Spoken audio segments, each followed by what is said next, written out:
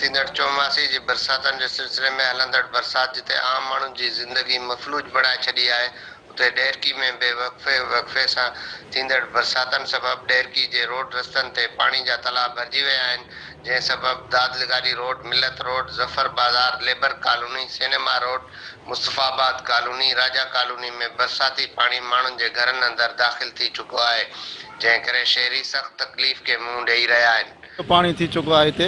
कल जी बरसात हले पई, ठीकु आहे, इंतिज़ामिया जी नाअहली आहे, टोन वारनि जी नाअहली आहे। हिते मतिलबु पूरो अवाम परेशान आहे ॾेरकी जो। कोई बि टोन वारो हिते टुरी न आयो आहे। बाबा छाजो पाणी आहे, छो पाणी खड़ो आहे? पानी गुज़रती का हिते बीठल आहे। असांजो टाउन इंतिज़ामिया आहे, आला अमलदारनि खां इहो मुतालबो आहे शहर जो पाणी कढाए शहरनि खे मुश्किलात खां बचायो वञे। हींअर 3 ॾींहं थी यानी लगातार ही ज़फ़र बाज़ार आहे, मेन बाज़ार आहे, शहर जे अचण वञण जो रस्तो इहो ई आहे जेकी तव्हां साम्हूं हालत ॾिसी रहिया आहियो। गोॾे जेतिरो पाणी आहे, कोई ॾिसण वारो कोन्हे, को पुछण वारो कोन्हे पियो। टाउन इंतिज़ामिया शहर में बरसात जो पानी निकाल करण में नाकाम वही है, जॾहिं त शहर में पानी सबबि अक्सर कारोबारी इलाइक़ा पिणु बंदि थी विया आहिनि। शहरनि पारां ज़िले इंतिज़ामिया समेत लाॻापियल इदारनि खां मुतालबो कयो आहे त शहर मां बरसाती पानी निकाल करे खेनि परेशानी ख़तमु कई वञे। कैमरामैन मुमताज़ शेख सां आकाश शम्स, भुट्टो, सिंध टीवी न्यूज़, ॾेरकी।